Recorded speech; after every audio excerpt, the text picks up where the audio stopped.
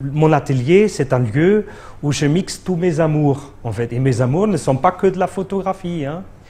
Et d'ailleurs, je pense qu'au fond, mon travail est plus proche de la peinture que de toute autre chose. Simplement, j'utilise les moyens du XXe siècle et la photographie a laissé quand même une grande trace indélébile dans ce siècle.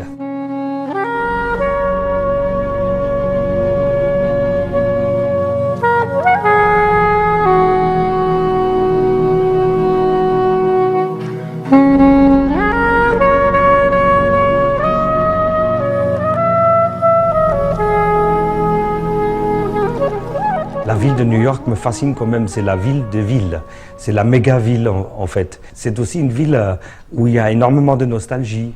C'est-à-dire que, par exemple, la tour de McGraw-Hill Tower, c'était la tour, enfin le personnage qui a construit cette tour, c'est un magnat de presse. Et c'est donc Mr. McGraw-Hill qui a inspiré Orson Welles pour son Citizen Kane.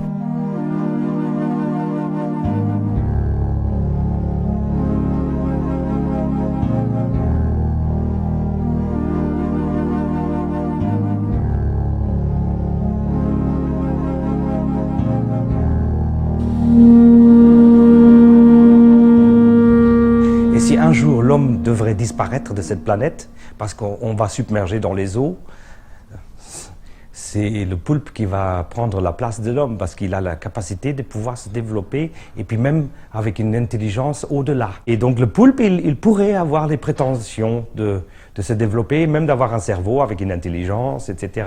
Il a 4 formes de cerveau différents. Et puis c'est aussi un animal qui nourrit l'imaginaire avec Jules Verne, avec les 20 milieux sur les mers, etc. C'est quelque chose qui est dans les grandes profondeurs. J'ai une vraie fascination, c'est fantastique. Et c'est aussi Marseille, mais c'est aussi la pègre, c'est aussi la criminalité. Par exemple, le poulpe, c'est la mafia. C'est tout le réseau. C'est là où ils agissent sans qu'on le voit, parce qu'il y a tellement de bras. Donc le poulpe, c'est une allégorie pour beaucoup de choses, en fait, hein. Voilà. Et là, les mythologies en sont pleins, en fait, de ça. Donc qu'on observe le monde grec, qu'on observe le monde égyptien, qu'on observe le monde océanien, qu'on observe le monde africain, il y a toujours des espèces de divinités ou des choses qu'on ne s'explique pas vraiment ou qu'on s'explique avec ces personnages ou animaux, chimères qu'on a inventés.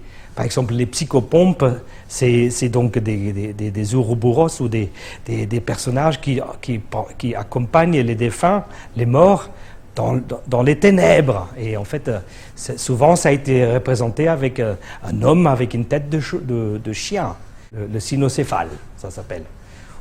Mais il y en a d'autres. Par exemple, il y a Monkamapua'a, c'est une mythologie plutôt hawaïenne, c'est l'homme cochon. Donc c'est la luxure, puisque le cochon c'est la luxure, c'est la jouissance, voilà, c'est le sexe. Ouais.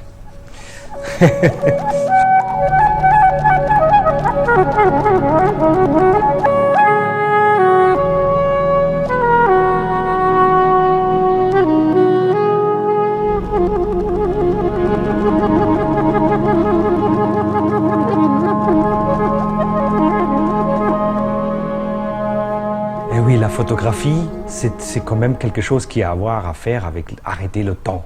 Parce qu'au moment où ça déclenche, on sauvegarde un moment, en fait, on veut le sauvegarder pour l'éternité. Mais en même temps, l'instant suivant, tout de suite, l'instant précédent est mort. Après, il y a aussi une histoire de rendez-vous. Parce que je donne rendez-vous avec mes photographies, avec tous les photographes que j'apprécie et qui sont parfois, et très souvent même, morts déjà. Donc je leur donne rendez-vous, en fait, à ce moment-là.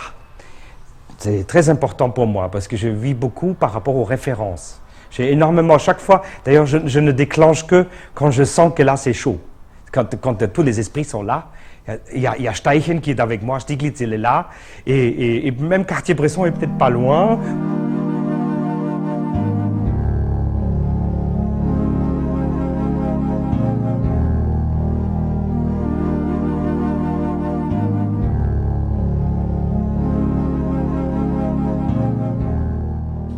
Je veux aller vers l'intemporel, en fait. Je voudrais bien arrêter le temps.